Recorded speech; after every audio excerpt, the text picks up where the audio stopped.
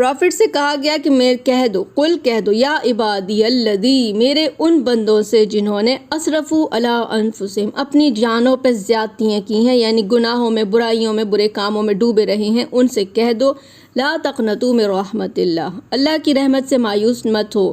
اگر گناہ کیے، برے کام کیے، پرانی زندگی میں بہت برائیاں کر لی ہیں، تب بھی مایوس مت ہو، کیونکہ اللہ تعالیٰ نے کہہ دیا ان اللہ یغفر الذنوب جمیعا، اللہ تعالیٰ سارے گناہوں کو تمہارے معاف کر دے گا۔ اس کے لیے آپ کو سچی توبہ کرنی ہوگی اور اپنے آپ کو ان گناہوں سے دور رکھنا ہوگا، کیونکہ اللہ کی کوالٹی یہ ہے انہ هو الغفور الرحیم، بے شک اللہ معاف کرنے والا اور بہت رحم کرنے والا ہے۔ پھر اللہ نے کہا وَأَنِيبُوا إِلَىٰ رَبِّكُمْ، اللہ کی طرف آؤ، دین کی طرف آؤ، وَأَسْلِمُوا، اور اپنے آپ کو سبمٹ کر دو لہو، اس کے آگے